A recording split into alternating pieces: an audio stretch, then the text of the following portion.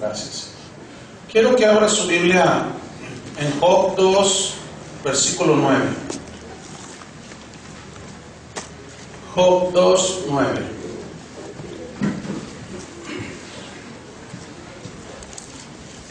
Bien, pues la serie de conferencias Crisis de Integridad en la Iglesia de hoy.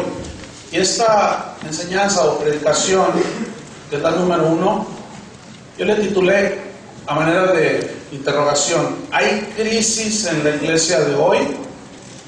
Vamos a leer Job 2:9. Dice así: Entonces le dijo su mujer: ¿aún retienes tu integridad? Maldice a Dios y muérete. Qué señora, ¿verdad? La definición de la palabra crisis es la siguiente: es una situación grave y difícil que pone en peligro la continuidad y el desarrollo de un proceso, ya sea físico, histórico o espiritual.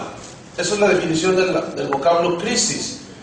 Aquí en Job 2:9, donde aparece y la palabra integridad, aparece en el hebreo el vocablo tumá, que significa simple y llanamente totalidad. Eso significa. Y este vocablo tiene que ver con la entereza, con la probidad, con la honradez, pero de una manera completa. Habla de integridad, de calidad moral. Es sinónimo de ser incorrupto, libre de mancha. Habla de una persona entera, intachable, irreprensible. Entonces el paquete está bastante fuerte, ¿no creen? Por ejemplo, se habla del pan.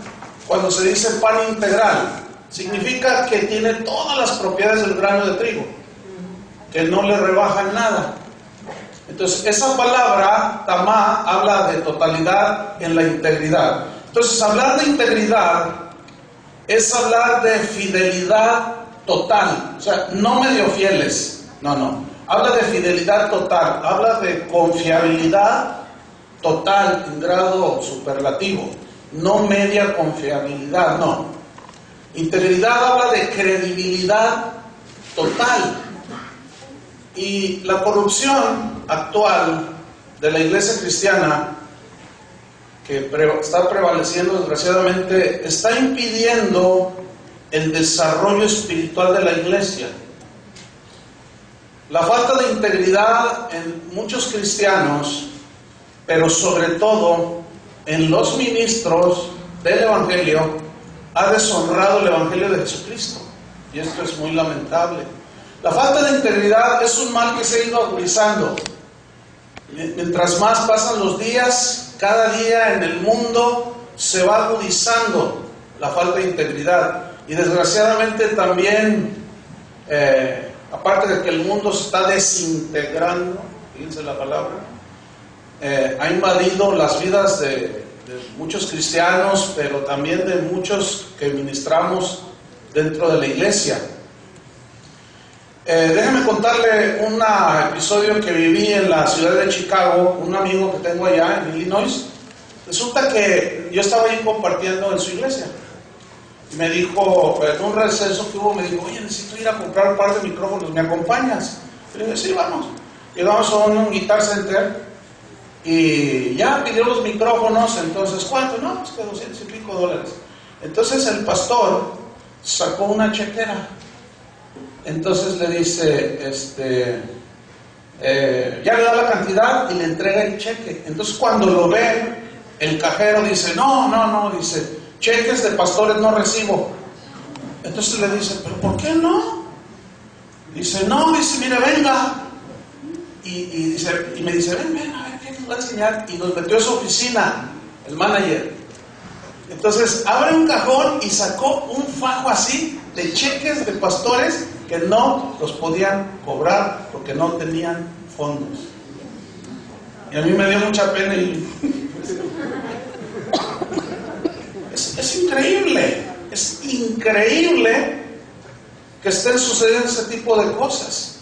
Voy a hacer unas preguntas. Usted sígame ahí. ¿Por qué la gente duda de las promesas de los políticos? Por la falta de integridad, ¿no es cierto? Ahora, ¿qué efectos causa la falta de integridad en los políticos? Crisis política.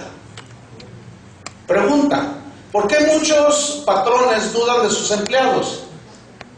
Por la falta de integridad y viceversa. Ahora, ¿qué produce esta falta de integridad? Crisis laboral. ¿Me está siguiendo? Ok. ¿Por qué muchas esposas desconfían de sus esposos? Por la falta de integridad. Ahora, ¿cuál es el resultado de la falta de integridad entre los esposos? Crisis matrimonial. ¿Me va siguiendo? Pregunta, ¿por qué muchos hijos no creen en papá? Por la falta de integridad del papá. Ahora, ¿qué produce la falta de integridad en un padre? Crisis familiar. Pregunta, ¿por qué muchos cristianos están dudando de sus pastores y de sus guías espirituales? Por la falta de integridad. ¿Cuál es el resultado? Crisis espiritual en la iglesia. ¿Por qué muchos que creen en Dios, pero no confían en los cristianos? Y mucho menos en pastores. Es bien triste, escuchen, yo soy pastor. A mí me lastima, me siento pues algo que duele el corazón oír a gente que dice, no, los pastores, son bien tranzas los pastores. No, son bien abusivos, dicen. Entonces, la falta de integridad de muchas personas, de muchos de nosotros los ministros y de los cristianos, ha producido que gente afuera dice, bueno, yo creo en Dios, pero no creo en la iglesia, por falta de integridad en nosotros los cristianos. Ahora, ¿cuál es el resultado? El resultado es crisis espiritual. ¿Me va siguiendo? Ahora, entonces la pregunta es, ¿hay crisis en la iglesia de hoy? Bueno, hoy se habla mucho de avivamiento, pero la verdad es que la crisis es evidente. Hoy vemos, por ejemplo, en las iglesias que la mercadotecnia se pelea contra la guía del Espíritu. Los métodos humanos están peleando con la guía del Espíritu Santo que Jesús prometió que nos iba a dar para guiarnos. Hoy vemos que el gobierno humano dentro de la iglesia se pelea con el gobierno teocrático o el gobierno de Dios. Jesús dijo, yo edificaré mi iglesia. Dejó escrito cómo. Pero nosotros, los pastores, somos buenos para inventar. Entonces, vemos que hay una guerra entre el gobierno humano contra el gobierno de Cristo, el gobierno teocrático. Como consecuencia, viene crisis eclesiástica, vamos a ponerle así. También vemos cómo la psicología ha tratado de implantarse en lugar de la palabra de Dios y siempre se está peleando la psicología de los hombres con la palabra de Dios. Siempre, si no hubiera crisis, no viéramos en estos tiempos cómo la mercadería se pelea contra la generosidad de Dios. Mientras que Dios dice, todo el que tenga sed, venga y beba del agua de la vida gratuitamente. Nosotros le ponemos precio a la entrada de todos nuestros eventos. Y se está peleando todo, se pelea la mercadotecnia, la mercancía, la mercadería contra la generosidad de Dios. Y eso produce crisis. El relativismo se pelea contra las verdades absolutas de Dios. Hoy hay predicadores que dicen que quieren probar otro camino y que no sé cuánto.